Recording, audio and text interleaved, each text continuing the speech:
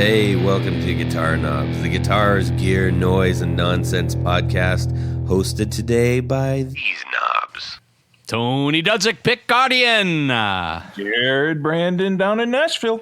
Hey, everybody, it's me, Todd Novak. Welcome to the Guitar Knobs podcast. We're thrilled to death that you are listening to our show. We got Jared riding side saddle with Tony. It is a crowded saddle, let me tell you that. Yeah, that poor horse. Hey, ba-ding bang. Jinx. And we are joined this evening by our good friend.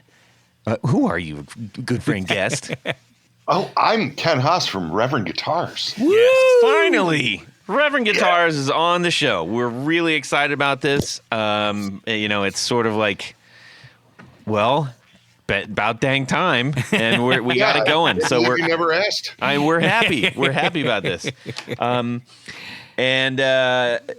So we are going to talk all about Reverend.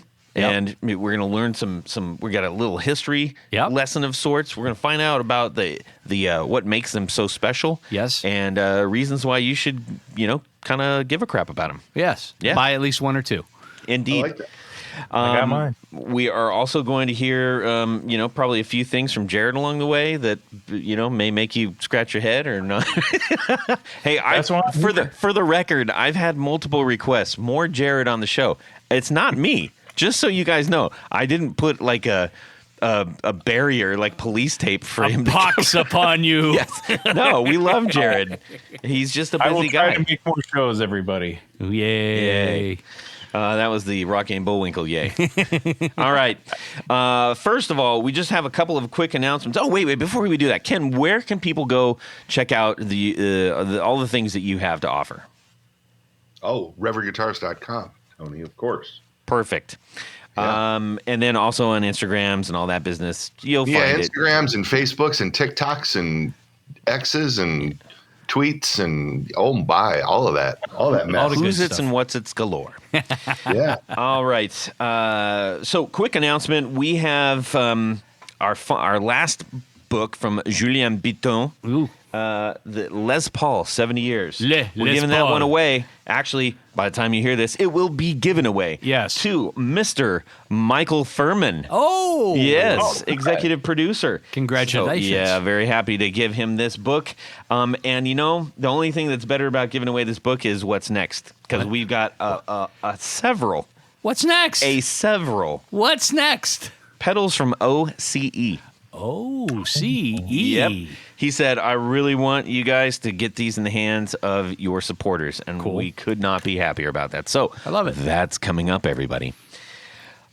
Only to our Patreon supporters. I should say that. Yes. We don't just leave them on asterisk corners or anything like that. Also,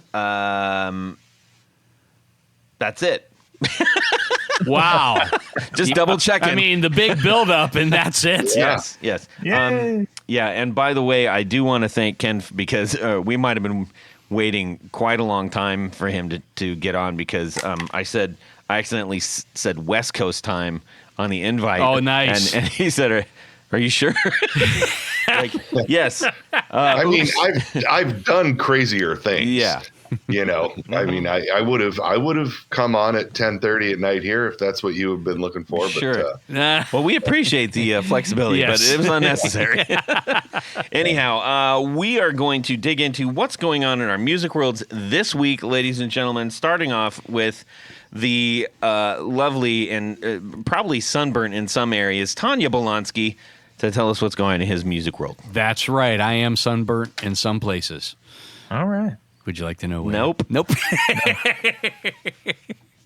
Well, this week, so I've always been a fan of Wayne Kramer, and I was so sad to see him pass not too long ago. Yeah. MC5, for those who aren't aware of Wayne. Kick out the jams. Yeah. Yes. And I always loved his the flag guitar. His white Strat that he painted with red stripes and a blue pickguard. Star-spangled. A Star-Spangled. And our friend Mark Chatfield put me onto this. I don't know how they're doing it, but there are at least 5 or 6 sellers on eBay selling Wayne Kramer Strats, Chinese Wayne Kramer Strats. Mm-hmm. And Mark bought one because he's playing with Grand Funk Railroad, and of course, American Band is the big song. Sure. And his predecessor always had a red, white, and blue guitar, so he didn't want to go out and spend the several $1,000s for an official Wayne Kramer for just one song. So he ordered one, and got it in about a week, and he said, for what I'm doing with this, it's perfect. That's great. So he forwarded me the information, and I bought one. Of course you did. And what was even better, the guy said there was an option to make an offer on it. So I made a lowball offer, thinking he's not going to take it, and so I ended up getting it for $215, shipped from China. Jeez, oh my God, dude! And the guy sent me photos of it. It looks pretty damn good in the photos. And if it's the same quality as Mark's, I think it's going to be great. What if it's one of those like replicas that stand up on your desk? Well, there is that possibility, I guess. That would not be worth $215. No. But anyhow, so that should be actually it just cleared customs today in New York. I just ordered it last week, so I should know probably by the end of this week what it is or what it's like. Isn't that weird? They sent it to New York. It's closer here. Well, no, they have to send it across. They either go to the West Coast or they go to the East Coast. Why don't they just go north to south?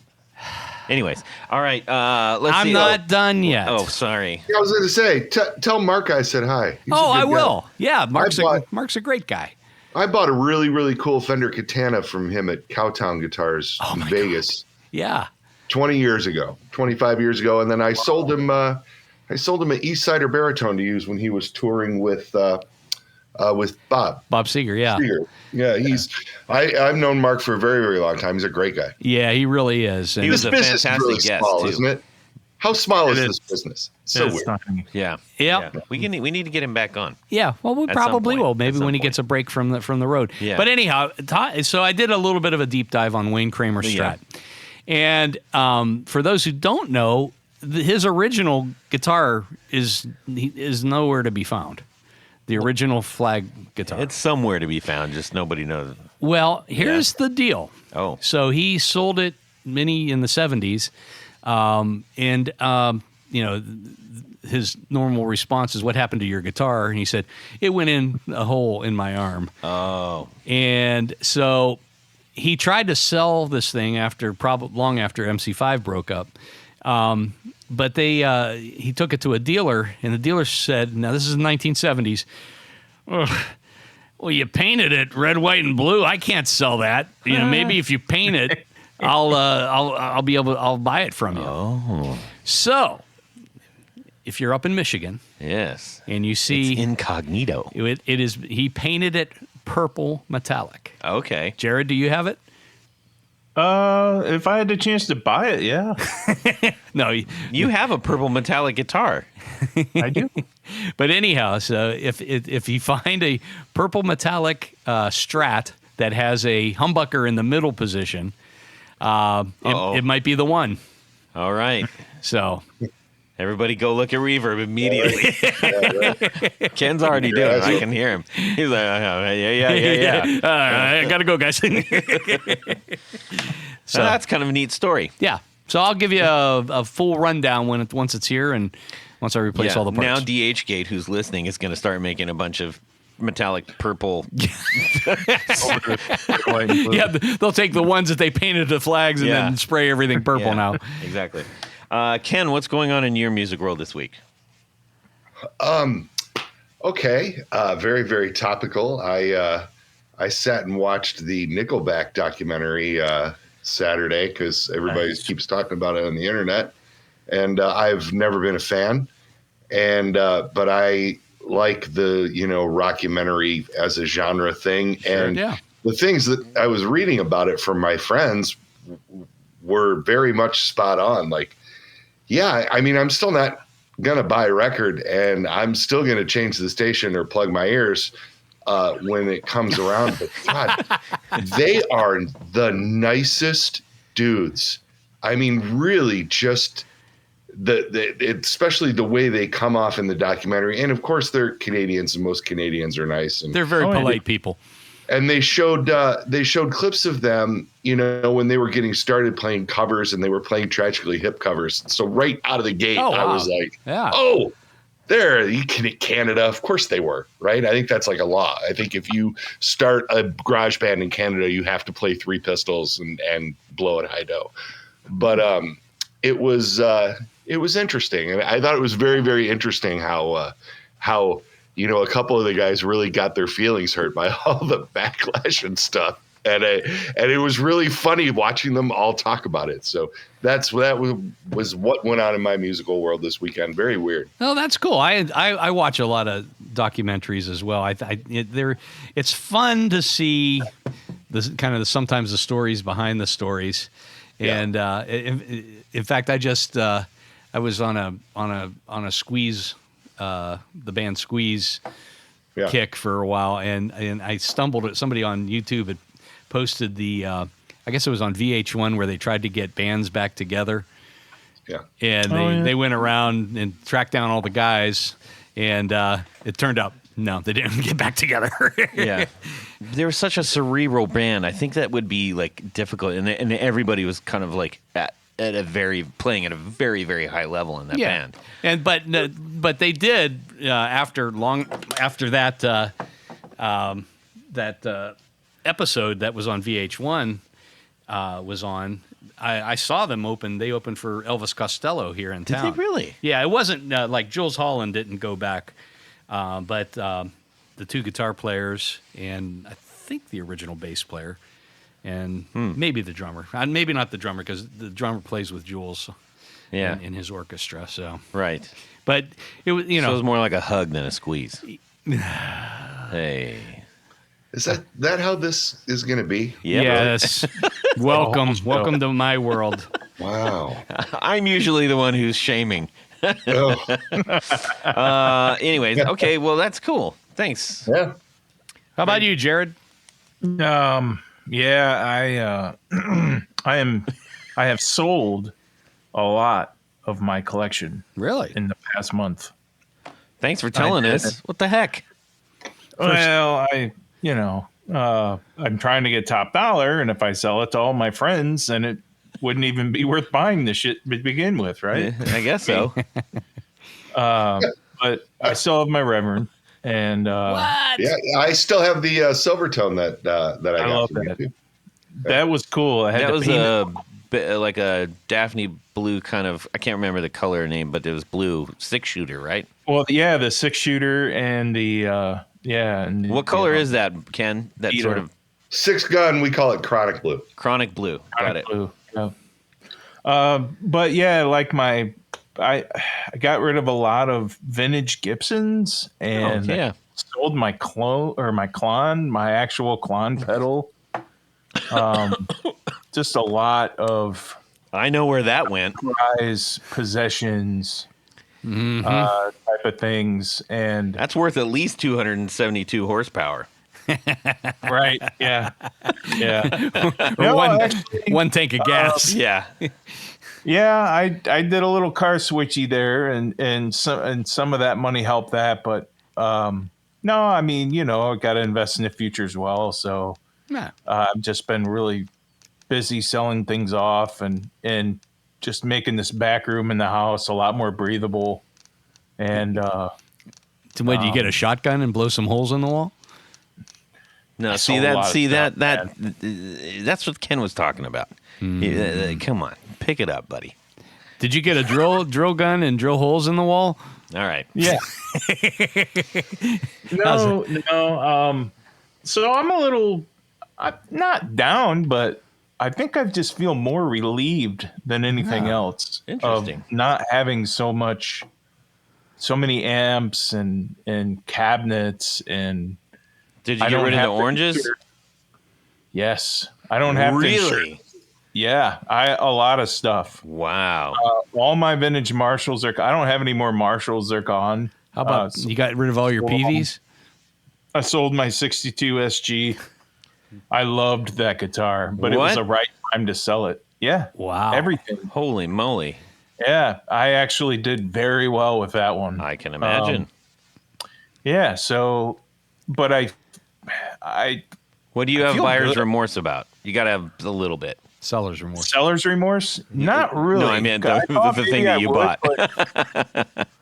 Well, my wife was getting on me about insuring everything, and I had so much stuff, and I thought, well, it falls under the house, right? But I'm not going to get near as what it's worth, so I may as well just sell it, just take the cash, and just all right invest in other ways. And, that opens the door to get new things. Yes.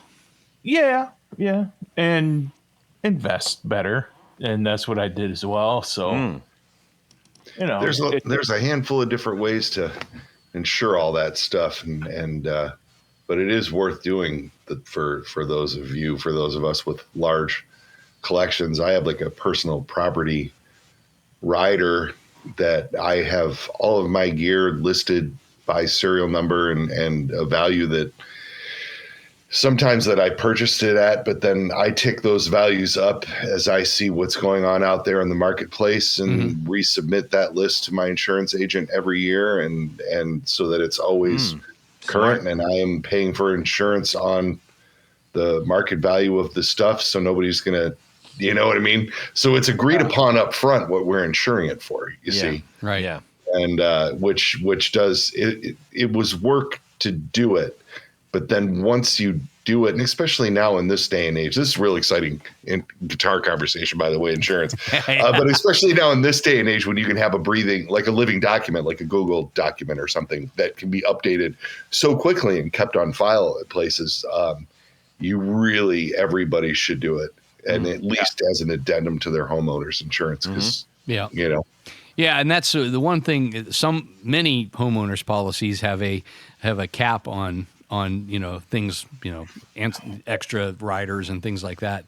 I think my agent recommended going with a company that actually specializes in musical instruments as a standalone. Interesting. So, but yeah, smart idea though. No matter what, even if you have a smaller collection, if you only absolutely.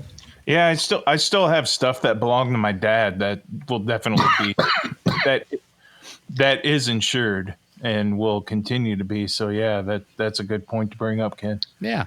But other than that, I got two new really cool things from my boss at Gibson. He I think they went to a show, or I think they met Les Paul's neighbor, and I got it. And this is really crazy. He gave us a bag of shielded wire, like the 2-conductor wire on pickups, and it belonged to Les Paul, and it's totally his handwriting, but it's just a bunch of lead wire. Oh, and the funny thing about it is, I know it's from him, but you tell anybody else out there, and they're not going to believe you. Yeah. But I just think it's cool. That is cool. That's right. I thought it was really nice of them to think of me, and I think I'm the only one in the company that really cared that it was. That's cool. You gotta frame that. What, was his neighbor going through his trash can or what? No, his neighbor. I don't know, but he actually came up with a lot of stuff, and he just takes the stuff with him around on tour. I find it interesting that you're going on tour talking about your neighbor for money. I mean, well, I don't know. I'm probably taking this out of context, so I apologize. I'm not trying to offend anybody, but that's kind of what I got, what I was told. Huh. I didn't meet the fella. Yeah. Probably a nice guy, but I got a bag of pickups too, but there was one Gibson humbucker from the 80s, and it's like an unusual Gibson pickup from that era that came from his estate, but it's really not a big deal. And then, interesting enough, like 6 or 7 Strat pickups, and one was a Seymour Duncan. So I thought that was funny too. Yes, that came from his funny's a word. Yeah. Well, unexpected. It's unexpected to get from Les Paul. Yeah. I mean, he was a guitar guy. He That's had downright questionable. different kinds of guitars anyway. So Cool. Yes. What about you, Todd? What's going on in your musical world this week? Well, I got a delivery that yielded two completely different goodies.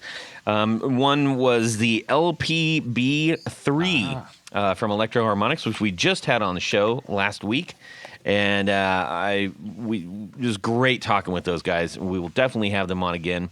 And I was eagerly awaiting this because I'm sort of exploring with a couple ideas with some other pedals, and I thought this would be just the thing to use with that. So ordered that, and then also got the Footloose Effects, for lack of a better term, the cactus pedal that I just did an unboxing for just recently. And that is it is a throaty, a tight, high in the throat throaty. It's like I told Tony, I said, it's like if you get like a really rich, woody, like Chardonnay, and you take a gulp really quick, and it's like, I guess. I mean, I don't really go in for that, but yeah, it's cool. It's a cool sound. Well, yeah, I'm gonna check it out. Yeah, indeed. So that was it's always fun to get, like walk up after work and you're like, work day, traffic, blah, blah, blah, pedals, wee. So always a good day. Yeah. Anyways, we are going to motor forward here because, when you get pedals like this, Tony. Yes, Todd. Fortunately, I've got a little box. In that little box is all kinds of different size Tour Gear Designs patch cables. You know what's interesting, Todd? What? One of these pedals has side jacks, and the other has top jacks. Perfect. And based on where that side and the size of the pedal, I would opt for the 4-inch S-shaped cable, not the 3-inch one. Not the C-shaped. Not the C-shaped, the S-shaped, because S-shaped. it goes in from the side into the top without twisting and bending the cables. That are going to cause them damage over time and stuff. It just hurts their feelings. It does. And fortunately, those are at a very low profile in all ways that you can imagine a profile. And they're super affordable. Yes, they are. If that sounds good to you, and it should, then go over to Tour Gear Designs patch cables, order up a bunch, get them in your cart. Why don't you go to tourgeardesigns.com? Yes. Go get your patch cables at tourgeardesigns.com, and once you get your cart all full, you're gonna find a little coupon. What do you put in that coupon code? The guitar knobs, all lowercase, all one word. How much do you save? 15%. 15%. There's no excuse not to do that. Go over there. We thank the Tour Gear fellas for sponsoring our 4 on the Floor. Jared? Let me get a little bit of this. 1, 2, 1, 2, 3. 4 on the floor. Alrighty. Ken Haas from Reverend Guitars. What is your 4 on the floor? Oh, this is good. So I play in 3 bands, and I don't do a lot of jamming, but I do a lot of demo videos for Reverend, and so I have multiple pedal boards. And I have favorites for sure. So in both the Polka Floyd show and Jay Navarro and the Traders, I do a lot of very, very heavy high gain lead work here and there. Obviously, if you're doing Gilmore stuff, you do that, but it's also a tone I go for. And my favorite is the JHS Sweet Tea, and it has the Moonshine. It's actually a combination of 2 JHS pedals, the Moonshine and the Angry Charlie.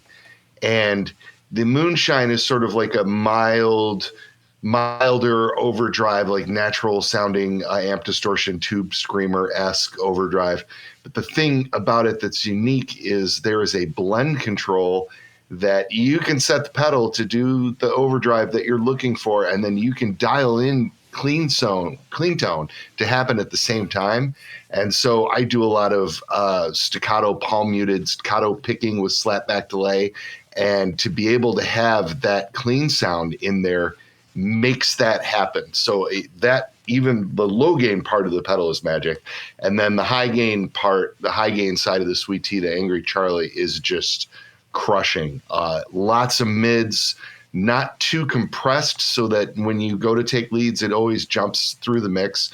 I just think it's the perfect distortion and overdrive pedal. And I usually follow that up with a Wonder boost pedal, Wonder Oneder. Yes, we've had him on our show. You know Nick's a good dude. Yes. And he's the Reverend Guitars used to work with his band, the Swellers. I've known Nick forever and a day. Oh, cool. And his brother, and they're good Michigan people. We have a very long relationship with him. But he did these little boost pedals that kind of look like Wonder Bread They're loaf. so cool. They're so cool, and that pedal has made it onto two of my band's boards. And then do you have the one with the Wonder Bread paint job? Yes. Oh, of yes. course. And then in all three bands, I have a MXR carbon copy for that slapback delay I was talking about. Yep. I'm a huge fan of slapback delay. With the Polka Floyd band, I keep the chorus mod turned on all the time. And with the other bands, I play in this Americana band called the Zimmerman Twins, which Jared's seen.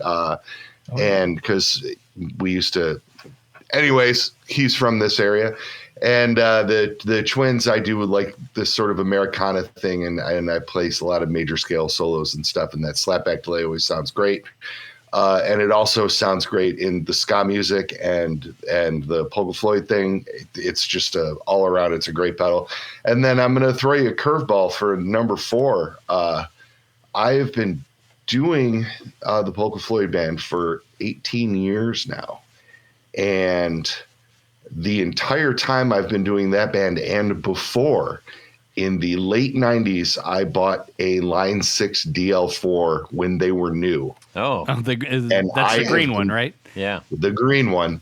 I have been dragging that pedal to gigs for over 25 years. That's incredible. And it still works. I use it. I don't use it in the Traders and I don't use it in the Zimmerman Twins, but I always use it in Polka Floyd. I run a stereo rig with 2 car amplifiers, sometimes 2 Elmodos, but sometimes I use an Elmodo and a lower wattage one like Viceroy or Rambler or something. And the stereo outs of the DL4 when we're playing on a festival stage, and I can hard pan the amps left and right for Run Like Hell and echoes and all those things, makes playing that material a lot of fun. Yeah. And my drummer in that band is just like, he's such a human metronome that I've got like 3 settings for like the another brick in the wall stuff. The Run Like Hell thing has a little flange on it, and the echoes thing is this really sort of long tail thing, and those are in the 3 memory slots. I probably haven't touched the tap tempo in 5 years, and he starts some of the songs. He's just such a rock, you know. But yeah, that pedal, I keep doing this band, and I don't know what I would replace that with. Oh, I've gotten so accustomed to it. So yeah, well, when the pedal breaks, I guess the band stops. Yeah, that's right. We're out.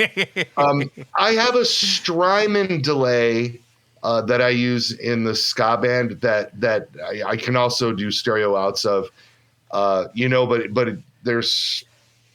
it's super tweakable, but I would have to tweak that more on the fly to do, the Pink Floyd thing. So yeah, cool. Cool. That's a great pedal board. Yeah. Did you ever try out the Keeley? Was it the Dark Star? Dark Side. Dark Side. Yeah, Dark Side. That was like all Pink Floyd in a box. Sounds in a box. I remember seeing it and no. but yeah. I love Robert. Here's a really funny story. Mm-hmm. My family comes from Michigan's Upper Peninsula, and actually the Keweenaw Peninsula of Michigan's Upper Peninsula, which is this little peninsula that sticks out up into Lake Superior. It's about 10 and a half hours from the Detroit area, all in one state. Is that the big lake they call Gitchagumi? Yeah, it's the one. And my family has had farm property up there since the late 1800s, and I spent summers there with my family.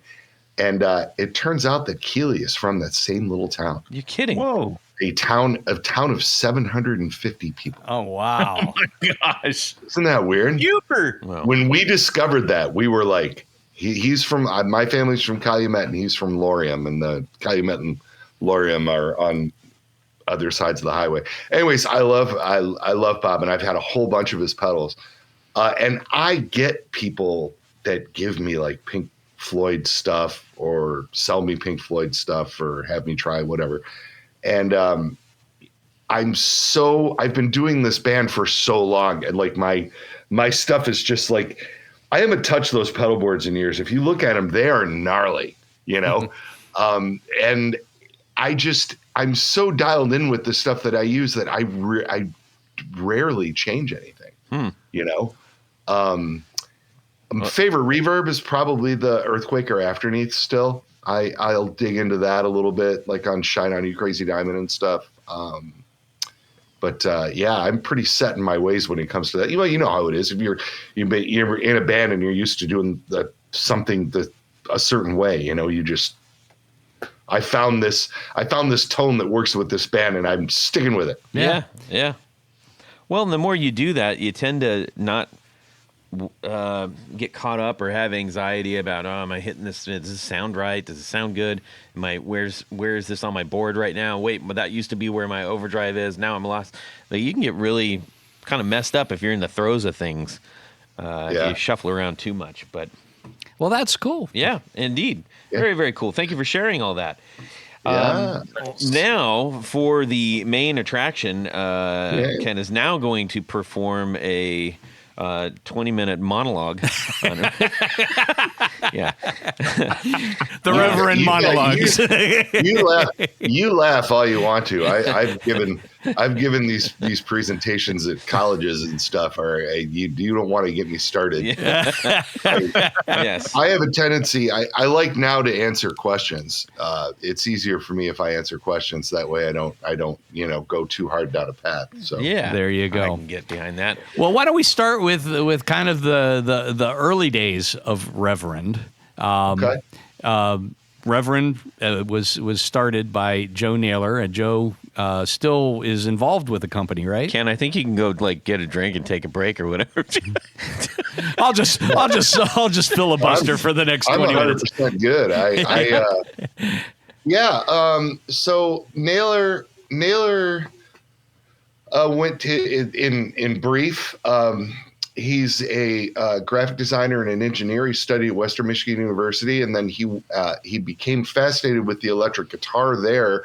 And so after he graduated with his bachelor's, he went to Roberto Van and did Lutherie, and then came back and opened up a repair shop in the Detroit area, fixing and modding vintage guitars for local musicians, and very quickly got a great reputation. Had a small shop, bought and sold some vintage.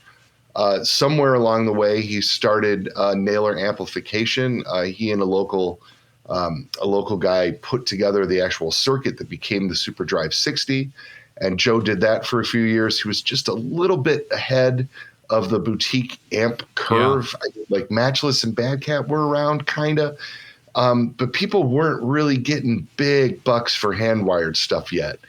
And the company wasn't, it's funny, as revered as those amps are now, and especially the original versions that Joe, when Joe was a part of it, bring thousands and thousands of dollars now. And at the time, they couldn't get what they needed to get out of them to keep the company going. Right.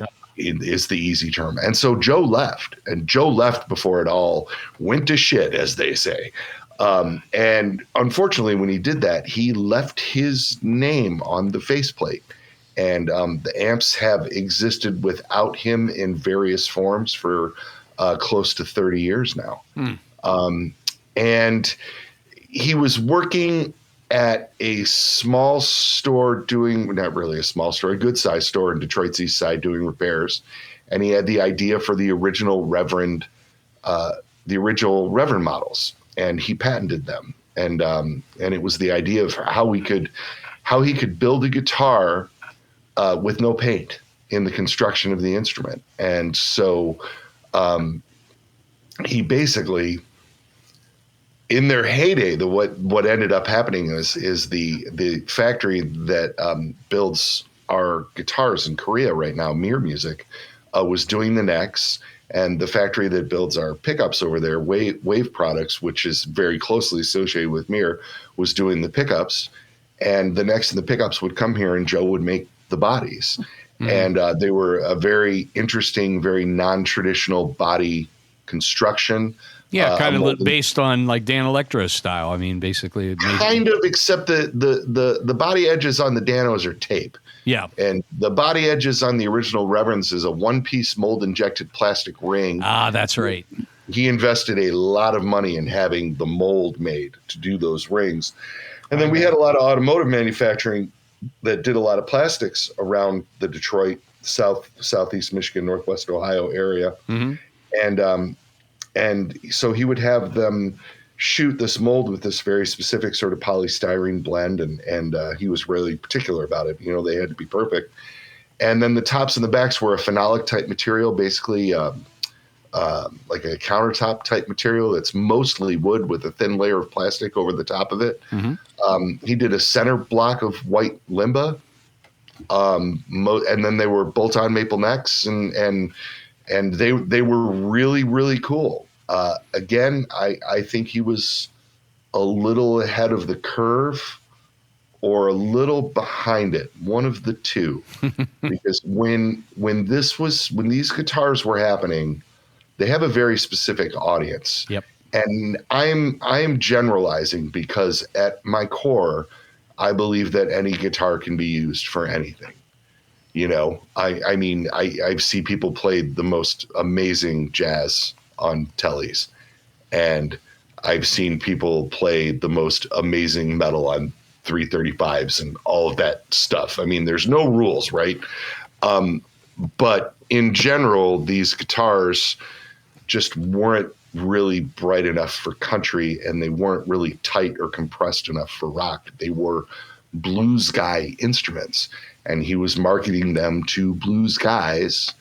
And it was during the heyday of the original of Henry's Custom Shop, Jared, and the Fender Custom Shop just exploding, and the PRS brand just exploding, and the idea that in the late '90s, all of a sudden spending $3-4 grand on a guitar, which now of course that's through the roof. But I mean, people were really warming up to the idea that they could go to this custom shop and get this super high-end instrument. And Joe was trying to make these pro level guitars that sounded great, and they looked kind of like the Danos, but then you picked them up and they felt real familiar if you've ever played a bolt-on neck guitar, and I always wondered to this day if we'd have charged $3 grand for them if we'd have sold more. But Joe wanted, he wanted them to be affordable, and we had this weird guy in Ohio making our pick guards for a long time. Yeah, what a weirdo. Well, no, that's not entirely true. So I think you were in customer service at the time at Reverend? Probably. I started doing trade shows. Yes. And going to all the NAMM shows and all the guitar shows with Joe in '99. Yep. And helping him with artist sales. So I would go to concerts, and I did the pummeling and the calling of, plus I played, so I knew people like tour managers and things, and I tried to help him sell them for years. Eventually I got good enough at that he hired me full time as a sales director. Gotcha. So at the time I had a Reverend Spy, which was basically, they're all the same body style, but this one had 3 lipstick pickups in it. Mm-hmm. And I loved that guitar at the time. I don't have it anymore. I wish I did, but I had contacted you guys because I think I was just getting started in the pickguard business, and I was really the original things that I started making pickguards for Rickenbacker, Reverends, D'Armands, were all guitars that I thought were really cool and deserved, in some cases an upgrade. Sometimes people just want to change pickups or they want to change the materials and that sort of thing. So I had contacted you, and I said, can I buy your templates? Being new in the business, and I think you wrote back, said, no, well, we can't sell you the templates, but we've got all some back stock of guards and stuff if you want to buy those. So I ended up buying, I think, just about every model from you, and I in fact still have all of those in my Reverend bin, and I popped all the models up on my website, and it's funny because as soon as you put something like that up, before you know it, you've got 10, 12, 50 orders of things coming in, and so that was, I gives a lot of credit to you for my early start too, of trying to create a successful business. We still send a lot of business your way. I mean, things are done. Oh yeah. Skipping over a lot of the middle part. Things are obviously done a little bit differently now. Naylor still designs all the guitars. And I'm often asked about the demise of those models. So in the 30-second or less answer, as cool as they were at the time, we just couldn't give them away. And Joe really wanted to continue making guitars. And he had a bunch of designs for a bunch of instruments that were more traditional, wood-bodied guitars. And he wanted to hold them. He wanted to really realize them and see, how these designs would come across. Designs like the Club King, of course, and the Jetstream and the Warhawk with the ridge and all those things. And so we went to the factory that was doing the necks, and we had some prototype guitars made. And I'll never forget him. I wasn't working for him full time yet when those prototypes came in, and he called me at this small business that I owned here in Toledo. And he's like, I got this guitar made in Korea. I'm sending it to you. I want you to do some gigs with it and call me back. And I was like, dude, I was bummed because I liked those guitars, and I had been using them for years, and we were friends, and and so I was not as receptive to it as I should have been in my good old fashioned American way. And I got this guitar and it just blew me away.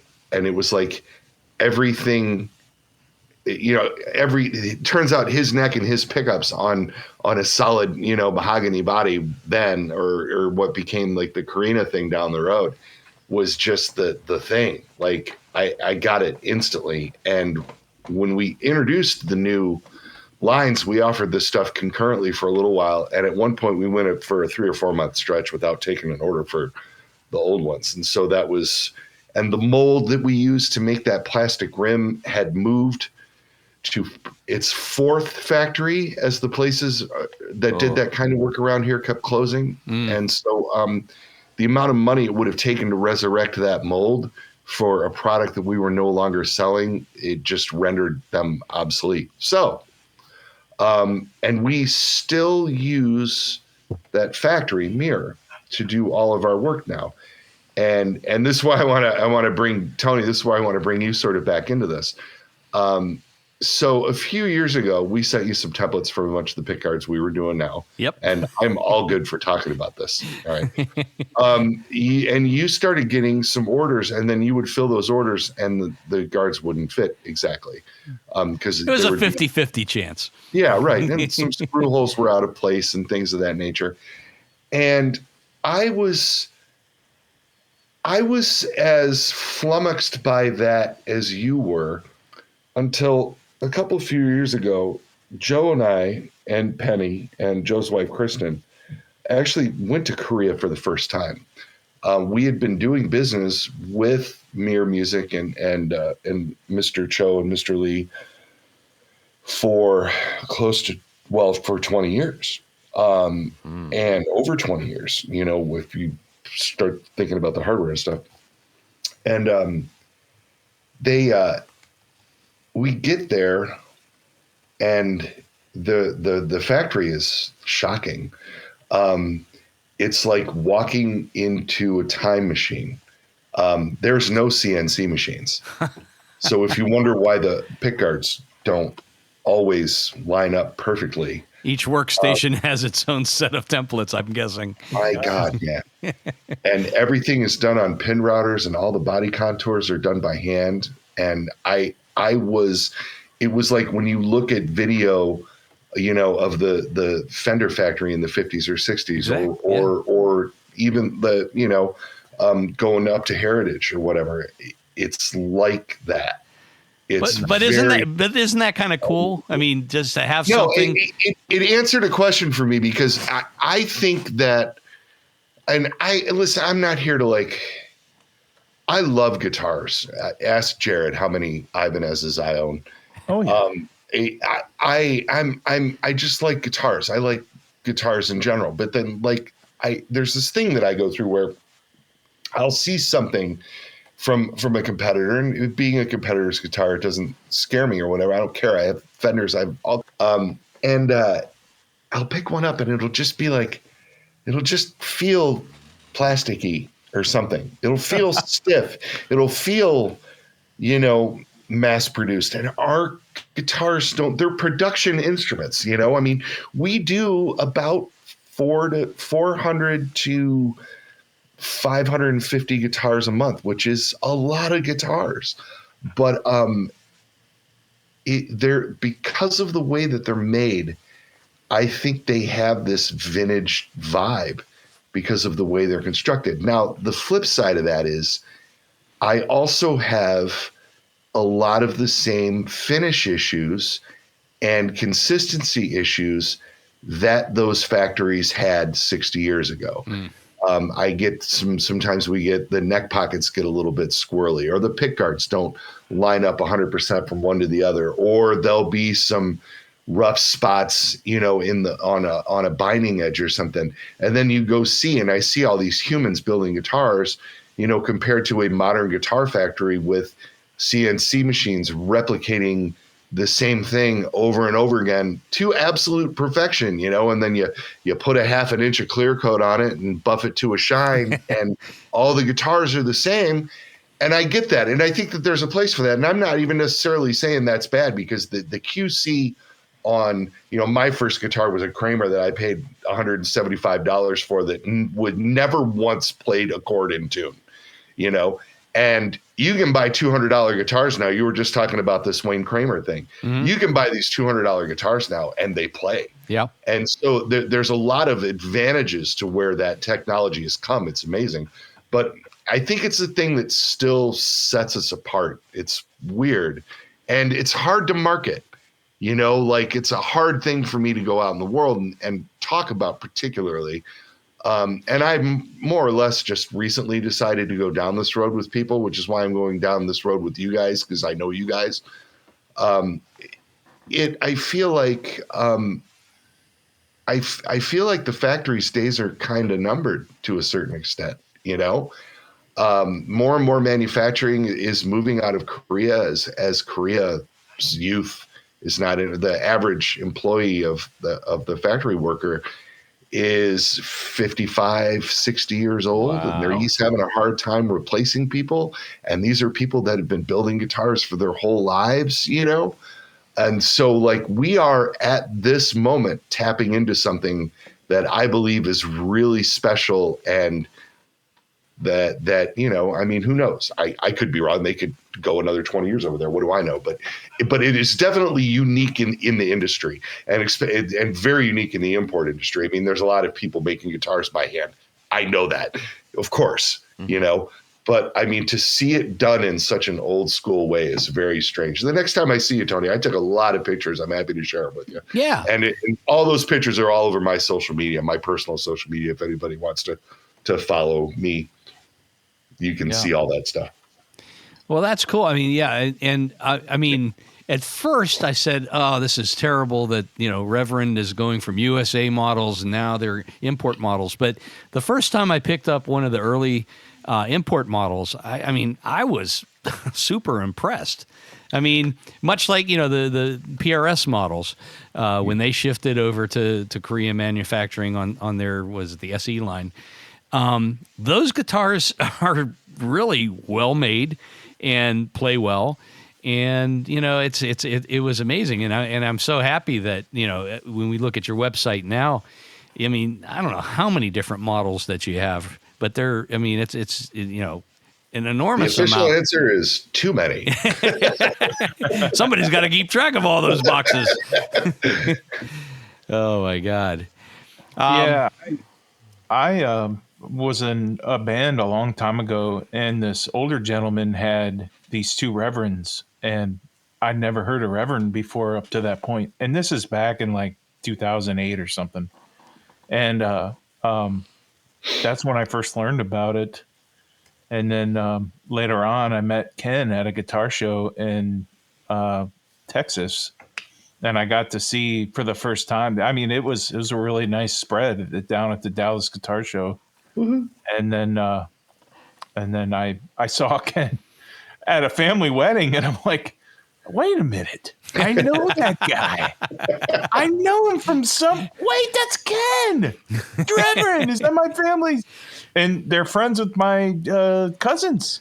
Yeah, him and his wife are friends with my cousins. So that got me pulled towards Reverend a little more. And so I bought my first Reverend from Ken, and I love it to death. And I've never heard anything bad said about, as a consumer and as a fan, I've never heard anything bad about Reverend. And as far as being made in Korea, like if you didn't tell anybody that, I don't think anybody would guess. You know, as a consumer, as a customer, not knowing the story. Right. But so I'll forever be a fan of Reverend, especially because I know Ken. In today's marketplace, it's largely irrelevant. There's there's a section of the population that is very, very concerned about that. But nobody under 40 gives a shit. And nobody in the rest, you know, I mean, I travel a lot and I sell guitars all over the world. We do really, really well in the UK and in the EU and Australia. And we sell guitars in Japan. We sell guitars back to Korea, which is amazing. In all of these other places on the planet, having a guitar that's made in Korea doesn't hold any. It's like, they make great guitars in Korea. Why wouldn't you? You know, mm-hmm. It's an interesting thing. And Korea, in all fairness, too. I mean, you know, there's a lot of history of this in this industry, and there's a lot of importing history, and it's all fascinating. And Korea, of course, had a bad reputation for a minute because of Samick and Cord, and they had a large factory over there, and they had huge labor problems as they were trying to do something there that the Korean culture was moving away from. As you know, as I indicated before, the culture moves away from factory type jobs. Samick got a really, really bad reputation for how they treated their people. And so that put like a blight on Korean manufacturing for a minute that, you know, the rest of the manufacturers there, Mir and SPG and World Music and stuff, had to overcome. And so that's all very interesting. We sort of base our business model, to be honest, over with the way that Hoshino did things in the 70s when they first started seriously marketing Ibanez in the U.S. They brought all the guitars into north of Philly there in Bensalem, PA, and they brought people here to set up the guitars.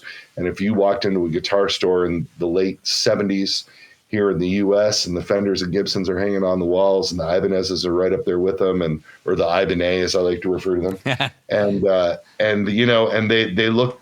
They were starting to stray from their straight copy stuff and do the cool Iceman or the Model 2663, and it was some of that stuff was gaining popularity with Bob Weir and the Artist Models, of course, and Steve Miller with the Iceman in the early days. And Ibanez spent a good amount of time and really focused on setting those guitars up perfectly once they got here. So if you walked into a music store with representing all the different brands, they wanted to be the best playing guitar in the store, and we follow suit. my shop here in Toledo, I feed 14 families out of this shop. And my techs set up every single guitar that goes across the bench. And and so we know when they leave here, they play perfectly. And that's the most important thing to me, is that they're mechanically sound. I make guitars that are designed for people to take to the stage, to play in bands and to use. I love the fact that people collect them. Don't get me wrong. I think that's incredible. But what we are thinking about with our price range and staying right smack in the mid price range is having the guitars actually being used. And so we tend to pay a little bit more attention to the mechanical side of things. We use a very thin finish on the guitars, so sometimes you can see wood grain through opaque finishes because we keep a really thin coat of sealer and a really thin coat of clear coat on the instruments so that they resonate beautifully. And to me, that is more important than putting a half an inch of clear coat on a guitar and polishing it flat to perfection and then having something that feels choked, you know? And these are all things we think about. And somebody will ask me, oh, I got this guitar and boy, I can really, you know, I can see this and that, and be like, yeah, that's by design. That's not, you know, I don't consider that to be an issue because we're getting the end result that we're looking for. Nice. What do you think of all that crap? That's nice. That's nice. See, I've talked about this before, but I'm excited. I mean, I can't believe I get to do this. Yeah. You know, can we talk about that? How you? It's like an alcoholic owning a bar. So can we talk about how you went from sales manager to or sales director to owner? Yeah. So it was I worked for a small business in sales, and I did a lot of on the road sales for a long time. And then I started my own small automotive business here in the Toledo area. And I had a business partner that, being involved with this guy, I learned everything not to do about being in a small business. It was the greatest education that I've ever had. And then eventually I had to close that business, and that was really hard. And I was very fortunate to be able to go from that to working for Joe as his sales director. And so I had some of this, I taught myself how to do my own books when I ran the business. And I think that's hard. I'm not a college educated fella either. But there's a lot to be learned there. And Reverend, when we launched the line of guitars, when we launched what we used to refer to them as the Stage King series, but the Club Kings, the Chargers, the Jetstreams, the Warhawks, we did really, really well 2006, 2007, and for the first 9 months of 2008.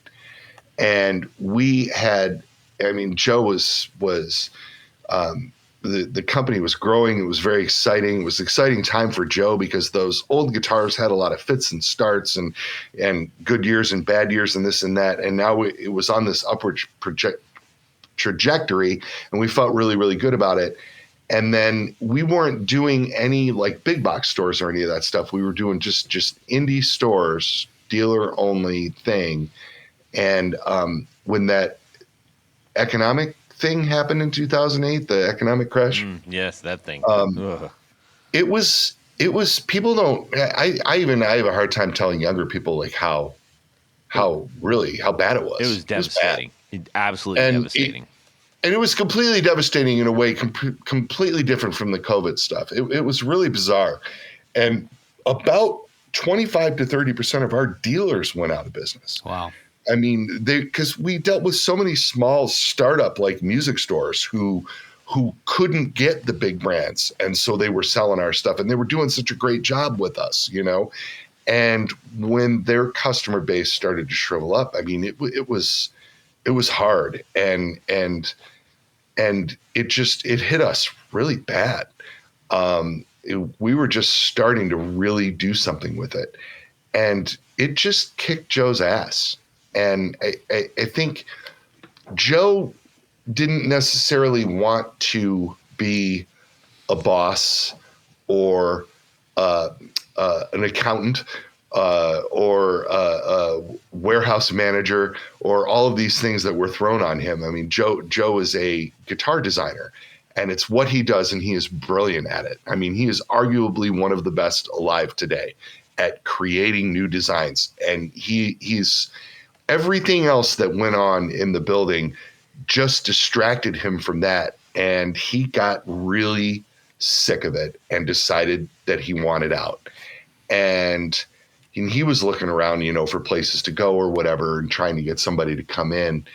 And eventually, my wife, Penny, who owns the company with me, we figured out a way to make him an offer that would not only, help him, get through a business transition, but also include lifetime employment and a percentage of what we do in perpetuity. So basically the only thing that happened was the checkbook went from his desk to mine. Mm-hmm. Eventually we relocated to a smaller facility, and we started over again in January of 2010. And once Joe got out from underneath of business ownership, he started doing what I consider to be the best work, the best design work of his life. I mean, it started with the bass line coming back out, the whole line of Pete Anderson East Sider guitars, and then the Rick Vito, like the first really deco Rick Vito, was the first thing that was like, okay, wait, there's no rules, And then from there, it just started to really go. And I have a very unique relationship with Joe, in that I was friends with him before I went to work for him, and me working for him didn't ruin the friendship. And now him working for me doesn't ruin the friendship. We view this company like, there's things that I bring to the table. My wife does advertising and social marketing. There's things that she brings to the table. And then there's the things that Joe brings to the table. And the three of us need each other to make this thing work. And we are so lucky that we all found each other and that we're able to do it. And it's really exciting and really cool. There you go. It's like such a great, this is going to sound sappy, but it's a really great American success story.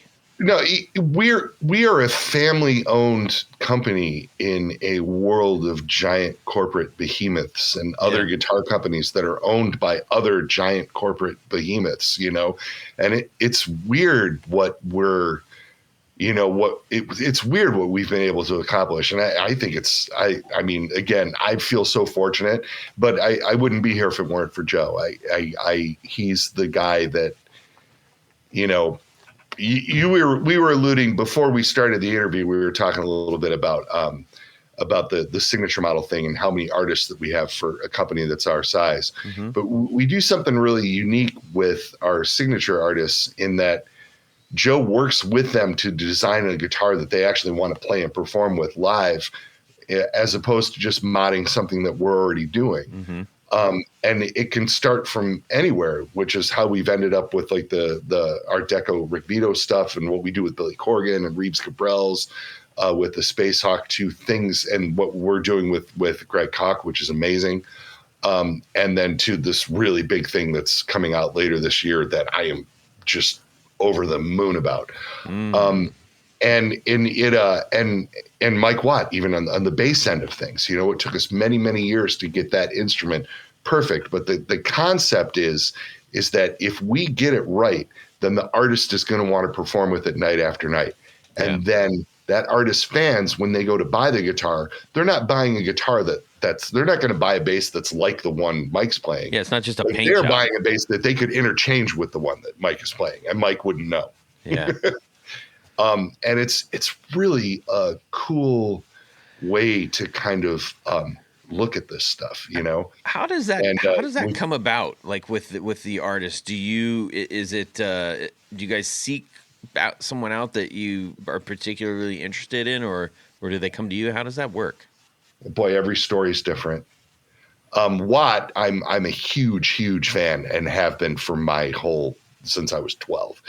And we knew Mike through Naylor, had a great relationship with Ron Ashton from the Stooges, from Naylor amps. And then Ron always played Ron really liked Joe. And so when Joe started doing guitars, he was one of our first endorsers at Reverend. And then when they did the Stooges reunion thing, Watt was involved in that. And I would see Mike backstage and always talk to him. And I probably saw his band Firehose maybe 25 times between 87 and 92. And he's the kind of guy that remembers everybody that he's ever talked to in every club and every gig he's ever played. He is a very interesting human being. Wow. And he remembered me from that, you know, and he called, it's the Detroit San Pedro connection. Look at you. And I was so blown away by it. And I told him, I'm like, you know, we do this thing and I'd love to make a bass for you. And he said, well, Brother Ken, I kind of do my own thing. I have my own thing. And I go, yeah, I've watched for years as your own thing changes and develops as you look for that thing, you know. I want to build that. I want a shot at that. You know, I want to make the guitar that I explained everything that I just said to you, sure. Mike. And he looked at me, he's like, you know, everybody is asked to put my name on their bass, but nobody has ever actually asked to make my bass like you just did. And then it took us forever to get it right. And if you hear him tell the story, he tells the story so funny because he's like, yeah, you know, every year Joe and Ken would come to a gig and they'd have some bass and it would be kind of cool. And I could see they were trying real hard. And that's how it felt too. It's like, and I kept telling Naylor, like, don't give up. We can get this. And one day we showed up at a gig with a bass and he didn't even plug it in. He sat down at the bar and played it unplugged. He's like, this is it. Can we do that? And then he had like a list of 3 or 4 things, like minor modifications that he wanted done to it. Can we have an inline headstock instead of a 2+2? Can we do this, that? Yeah, man, we can do all that. And then once we got it close, it came together real quick. And the Corgan thing was the same way. We knew somebody who knew Corgan in the 90s, and Joe built him a couple of guitars in the 90s for when he was touring Oceania. Mm-hmm. And he took those guitars with him on subsequent tours because Billy's the kind of guy that will go back and play the guitar that he played on that record thing, you know? Yeah.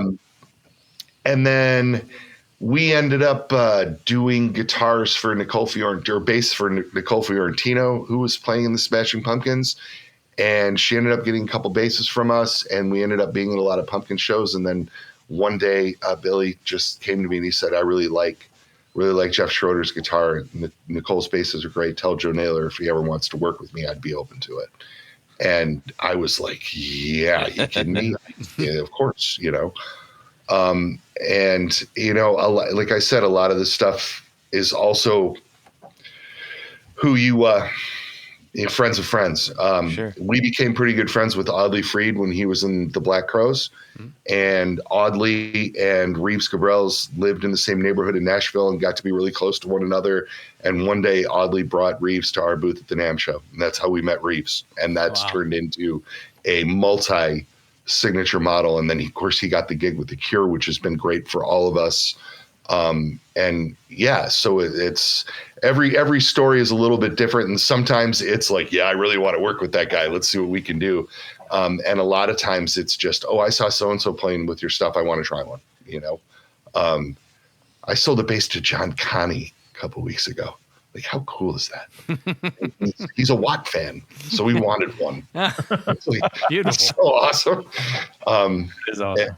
Yeah, and so the word spreads, right? Audley Freed is the salt of the earth. I am fortunate enough to have met him a few times. He's so nice. He's so nice. Yeah. Hey, Ken, I think one of the things that I remember when checking out Billy's guitars and stuff early on when we were like his model came out and everything. I think that's the first time that I saw or was aware of the rail hammer. Yeah. Can you enlighten us on the, that's a big deal. I have one of those. They're awesome. Yeah. So that was one of the things that when Joe, it was an idea that Joe had in the back of his mind in the 2000s that he never really had time to realize. And then when left to his own devices, he started to put this thing together. And the concept is there's blades under the wound strings, under the 3 low strings of a 6-string electric guitar, the E, the A, and the D. And then there's oversized pull pieces that balance the blades under the plain strings. And so the blades thing on the low strings, if you think, I think what started the original concept was high gain stuff. And if you listen to somebody like Dimebag, RIP, like the blades take a thinner slice of the magnetic field that's being created around the string. And so you get this real natural tight compression. Am I right, Jared? Jared's a pickup guy. Yeah. So you get this compression right out of the gate. And when you're palm muting stuff, you get that really percussive, really thick sound, and it's great. But then those blades continuing under the high strings do the same thing. So it starts to get very, very bright, very shrill. And so Joe wanted to tame that brightness by only using the blades on half the pickup. And it worked. And then he soon discovered by playing around with it that he had made a humbucker with more string-to-string note clarity than anything he had ever heard before. And we could, by changing magnets and winding and things, he could play with it and offer a lot of different variations. They sound incredible for jazz. In a neck position, they never get like farty or muddy on the bottom end, and stay very sweet and chimey on the top end. And then furthermore, then getting on to Corgan, we make a line of Railhammer pickups that we call hum cutters, where we leave both coils intact under the full-size humbucker cover, but we remove the blade from one of the coils and the pull pieces from the other coil. And so you're still noise canceling completely, but you're taking an even thinner slice of that magnetic field around the string, and we can mimic the sound of like a really good P90 and make it very hot with those hum cutter pickups. And we do a thing called the Heavy 90, which is my favorite pickup. And the Billy Corgan Z1 pickup is based on that as well. It just for high gain stuff. And again, you have this clarity thing. A lot of our artists like them. We do models with Reeves Gabrels, Bob Balch from Fu Manchu, Billy Corgan, Kyle Shutt from The Sword. And then we have a whole array of Railhammer models for other things.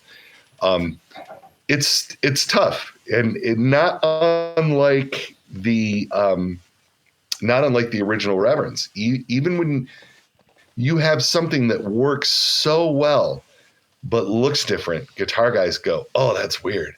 I don't like that."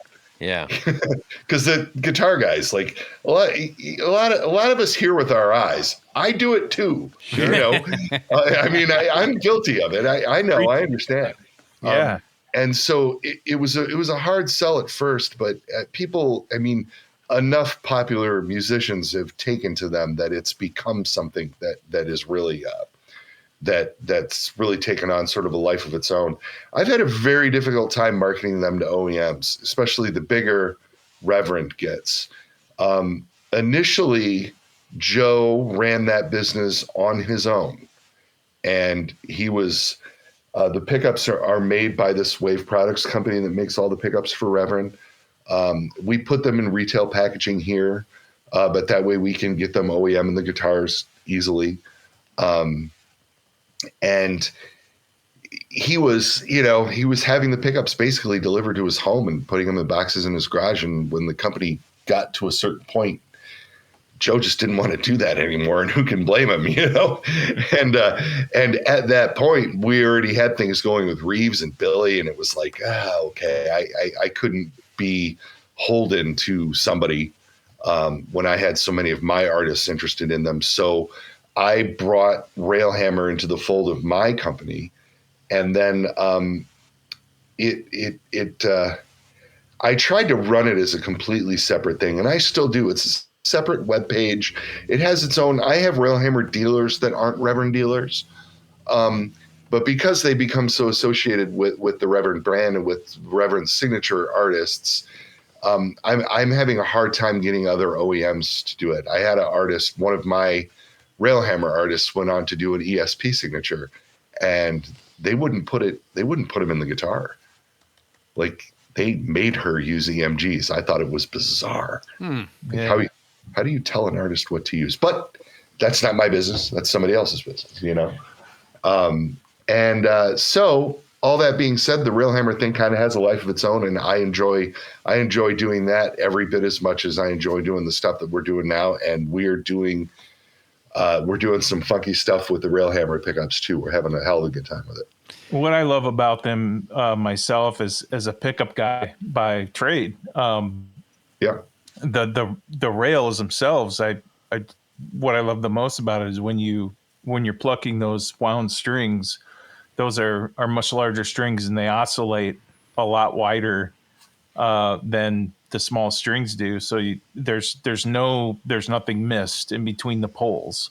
Yeah. So that's probably, and then the smaller strings, they don't vibrate as much. So there's more concentration on those. But yeah, I'm a big Railhammer fan. I really like that design. So I'm really glad you touched on those. It was a tough thing from a manufacturing standpoint. The bobbins are custom, and obviously the covers are custom. So, not unlike the pedal thing, if you dig into the pedal world, you'll see that there's a couple of companies that are making all the cases that everybody's putting their pedals in, which is fine. I mean, it should be that way, right? And it allows people to be creative in the areas where it matters. And there's a lot of people winding pickups, and you can buy parts and wind your own pickups. When it comes to the Railhammer thing, we had to mold the bobbins. We had to mold the blades. Are the size of them makes them a custom piece. The covers are custom pieces. So we really had some stuff to get over, which is I get asked a lot about doing 7-string models and 8-string models, and we've tossed that around a little bit. But that is a whole other, like, we're a small company, man. It's 3 more molds. And everything that we do, a lot of upfront money. Yeah, we have to invest in that, and just when I was getting ready to do 7-string stuff, everybody started slanting their pickups everywhere. Hey, Jared? and in that is the marketplace where I would sell those. And so then it just got really difficult. And since then, I haven't been asked in a little while about that stuff. And I currently don't have any plans to go down that road. But it would certainly work. It's just that the shapes and sizes of pickups are all over the place at the moment. So, well, speaking of plans, you guys obviously have no shortage of great ideas. Can you give us any pixie dust of what's going on in the future? Semi-hollows are coming down the road for us again. Joe's got a lot of ideas. So mostly what we do now with the semi-hollow guitars is they're routed from the top. I mean, there are solid body guitars that are routed from the top, and either maple or spruce put on them as a flat top. Joe has some ideas for some carved top guitars that are great. And if you guys were paying attention a couple months ago, we launched a version of our roundhouse in a carved top and a new version of our man array, like an offset man array with a carved maple top. And they're beautiful guitars. And we went through this whole thing with another manufacturer in Korea called SPG that was doing all of the Guild and Hofner stuff. And we were really excited to have these guitars made. And then and they were doing some of those Vox guitars. It was really interesting when Vox had the proprietary pickups and stuff. They were making all those at this factory in Korea. It was a really cool place. And when Yamaha got bought by, or when Guild got bought by Yamaha, and not the other way around, this factory lost all that Guild production and they decided to close, which was a real pisser because we were like ramping up to do a bunch of different models there. And we ended up getting some done. I made 25 each, 25 roundhouses and 25 man arrays. I had them built before they closed down. And they were all bought by this dealer in West Virginia called Specialty Traders, who was selling them all. as an exclusive, which is kind of funny, pretty wild, pretty neat for him and for me, for him to have an exclusive product, that nobody else does, and for me to sell them all to one guy. It was, right. And the guitars are just great. And we're going to be riffing on that.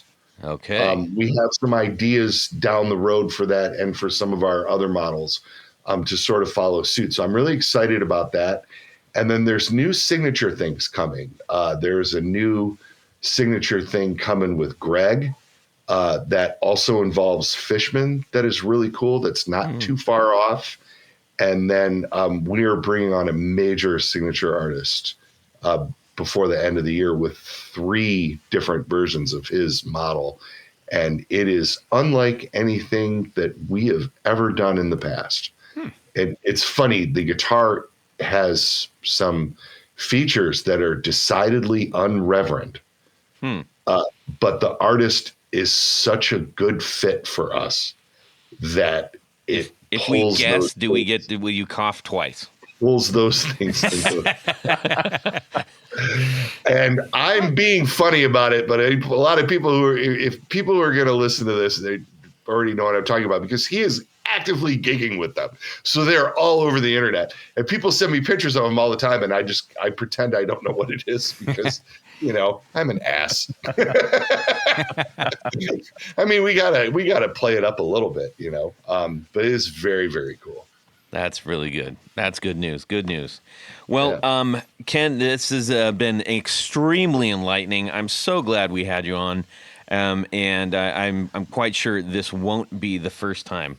But I would be remiss if I didn't tell your audience that you are going to be on my show Friday, August 2nd at 11 in the morning, which is a live show. That's right. Yep. And I think Tony's doing that. Tony's doing that. Yeah. Yes. Can I? No. Jared wants to come. Jared, not a good idea. Jared, but I would love to have you on, because we do live from the Circle I Ranch every Friday. Every Friday at 11. Then I'm in town. I travel quite a bit between the bands and the company, obviously. But if I'm there on Friday at 11, we built this beautiful studio to capture bands that are playing Reverends on tours. They're coming. I've seen it. I've seen your show. I catch a show once in a while, and sorry about the dogs. And it's beautiful. It's pretty cool. Yeah, check out the Circle R sessions on YouTube to see what we're doing with the live bands. I'll share with you guys a kind of a cool thing we have coming up that we haven't announced yet. A couple months ago, we had the legendary Rick Vito in our studio with the Cock Marshall Trio as his backing band. And it's really good stuff. A bunch of new songs off of Rick's new record, Cadillac Man, and of course Greg's band. I mean Greg's son, Dylan, the mighty Dylan Cock, and the mighty Toby Lee Marshall on the organ, and these guys are amazing. And fellow talls, yeah, they're tall folks too, man. Oh yeah, really, really fun to have him in there with Rick. So those live sessions I'll be hitting over the summer at some point.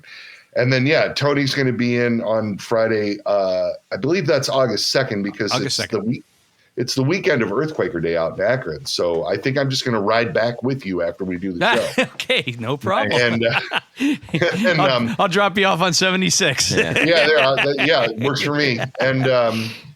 And so we could take some. And then Jared, you're welcome to be on the show at any time. I don't know if your boss will make you sign a release or something, but. You are welcome to join me. If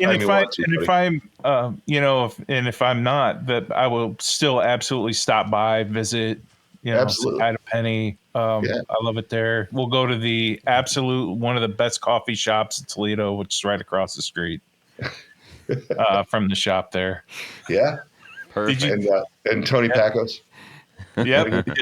Tony, you're gonna love that coffee shop. I've been to that. I stopped for gas at that coffee shop. And if by coffee shop you mean Speedway. Yes.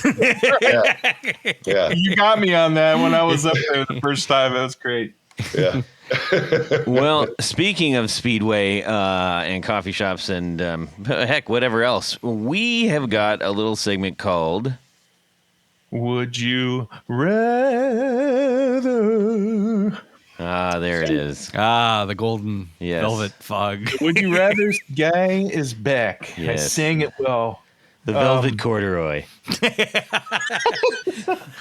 I got a really good would you rather for you guys this week, and Perfect. it comes from one of our new executive producers, Nice. Michael Davenport. Welcome to the family. Yes. Would you rather? You know what? I got to start this out right, guys. You're walking down the street, and That's you're as far as you got. Clearly. right? You got a gig coming up, and you're at the gig. And so let me ask you this. Would you rather a string break in mid-solo on your tremolo guitar? That's got a, obviously, tremolo, a floating tremolo, let me be more specific, leaving everything woefully out of tune. So you're playing a solo, and you're wailing away and everything like that.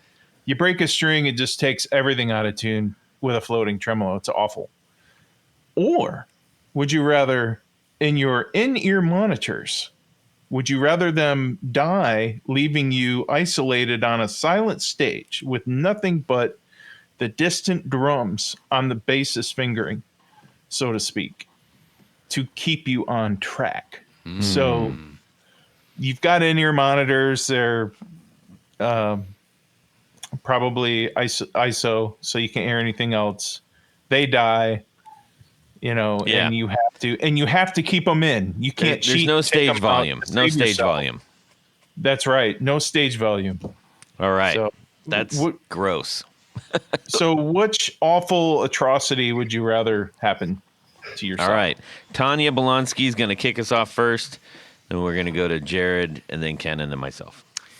Well, I've been often accused of playing out of tune anyhow, so I think I'm going to go with the broken string in the middle of the solo Yeah. and just make more of a mess of things. Okay. That's Fair me. play. Fair play. Jared?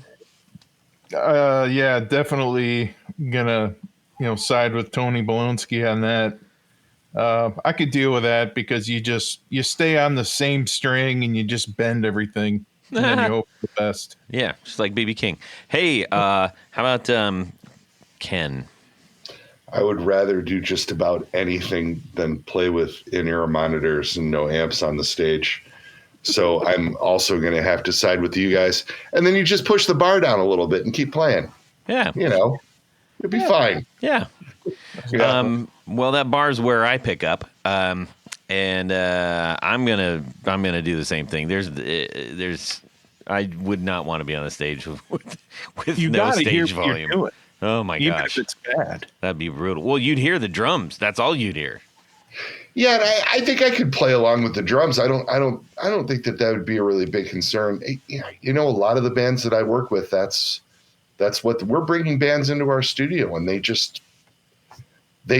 say once you do it, you never go back. That's what I hear. Yeah. That's crazy.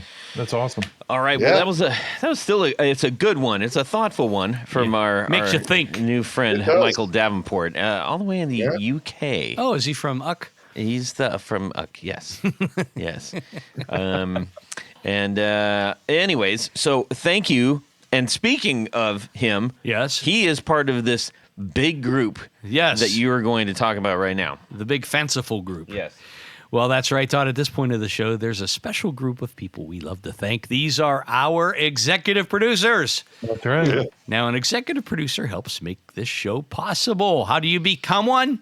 Head over to patreon.com/the Guitar Knobs.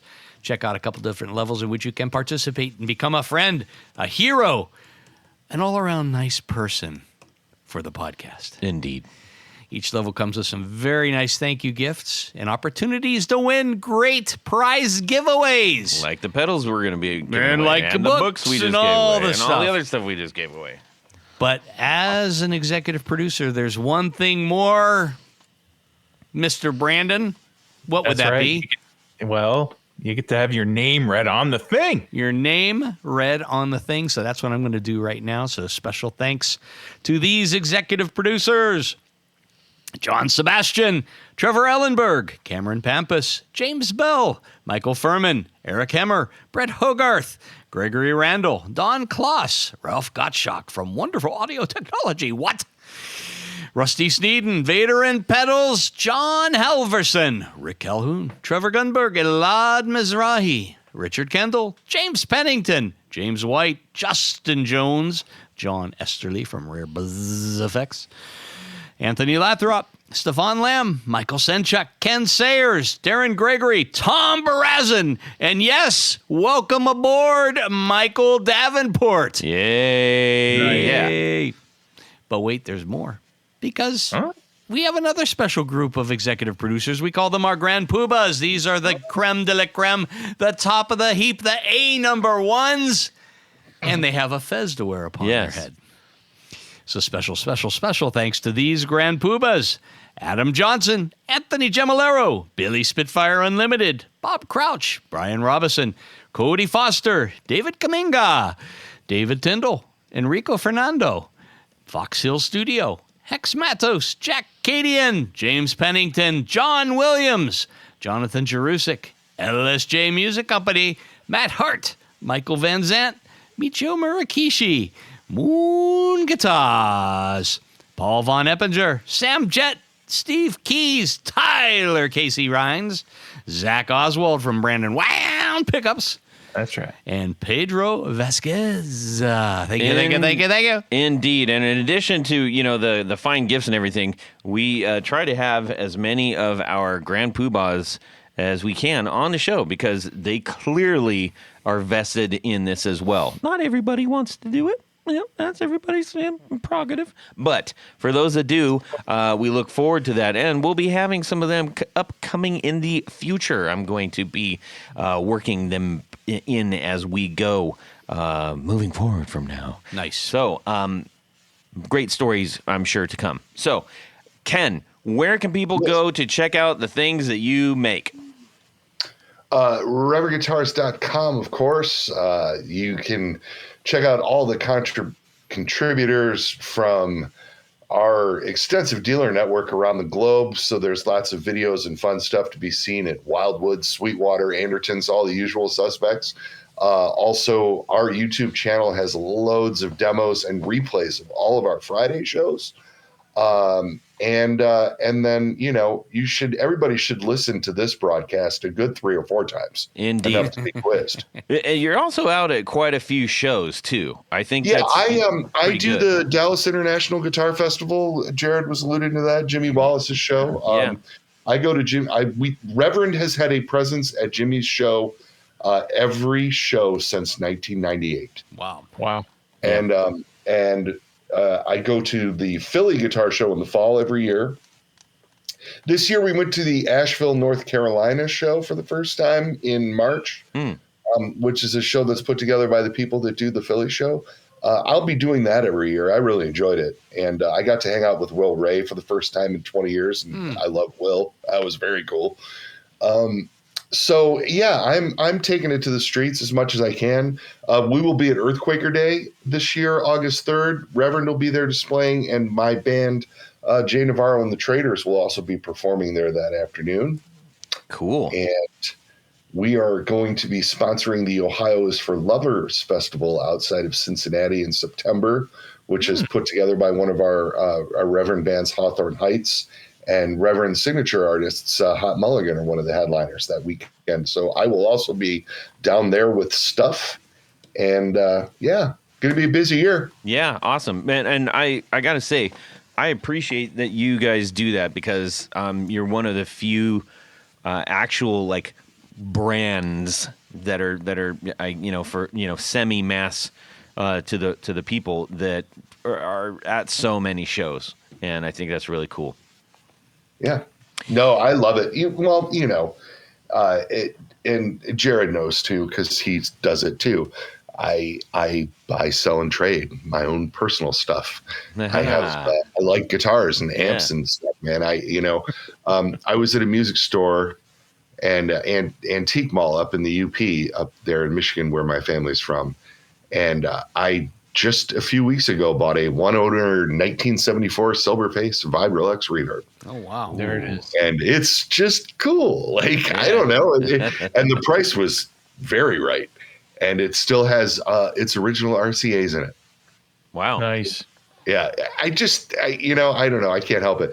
Like you, Jared, one day I'm going to wake up and I'm going to be like, oh my God, I have to sell something. I know. But not yet. Yeah.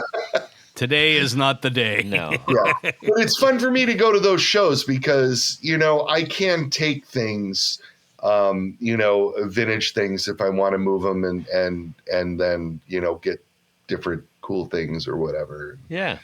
But dangerous, but fun. For sure. So, yeah. Tony, where can people find you? Just head over to pickguardian.com. Check out some of the things that I do, which is custom pick guards. And if there's something in particular you're trying to do, change out colors, change out pickups, whatever, shoot me an email. Let me know what you're trying to do. I'll probably have some good advice for you. Make your guitar even more yours. There you go. There you go. Now we're talking. Jared? Any fans here that want to chat with me about gear, find me jared.allen.brandon on Instagram. There you go.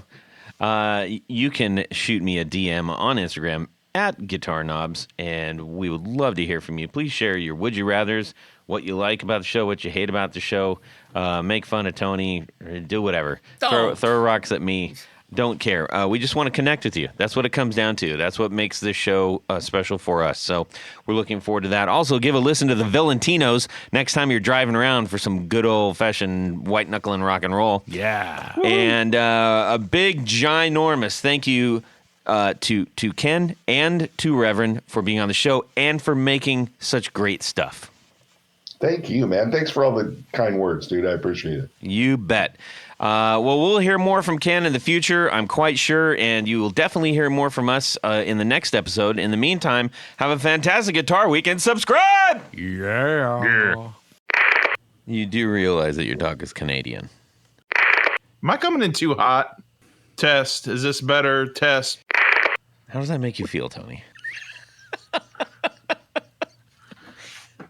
I feel good about that.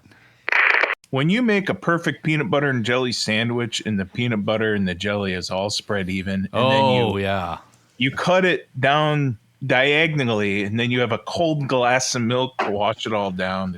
That's my. You remember Peachy folders? Peachy folders? You never seen Peachy folders? I don't know what you mean. What? Yes, you did. I don't know what you mean. I think I'm skeptical about readopting that. Yeah, I think you could. I mean, I have Peachies from my childhood that have all of that stuff written all over it. Like the guy's running and the guy behind the guy with the baton. Oh.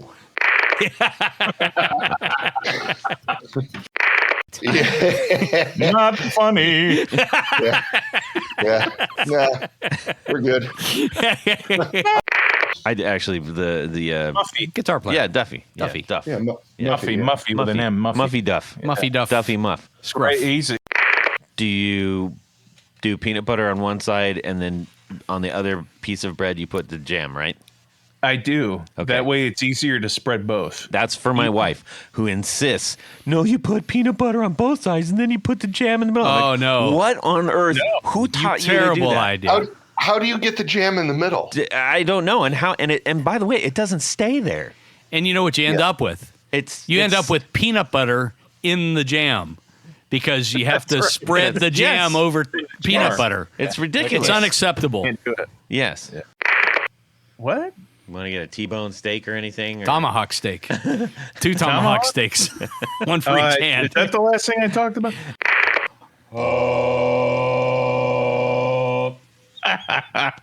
Pumpernickel. Those were called peachy. Yeah, and see down here, this guy would be going like, run faster, you blank. And it's like, stupid blank. And this guy's going, blank, you. And this guy's like, everybody. are you blank? And it's like, oh, shut up. Oh, Jesus. Jeez. puts the toilet paper over on the bottom too. Oh no! Well, if you look at the patent design, I know it's over the top. It's over. Yep. All these things. These are simple things. Simple things. All right, guys. Let's get rolling. Here we go. And away we go. Well, that's it for these knobs. Please visit our Patreon page at patreon.com/theguitarknobs. Visit our website at theguitarknobs.com for all of our past episodes, 4 on the Floor blog, and other good stuff. You can connect with us on social too at our Facebook page and share your gear and stories on our Facebook group. Also, be sure to check out our Instagram at Guitar Knobs. Catch you next time.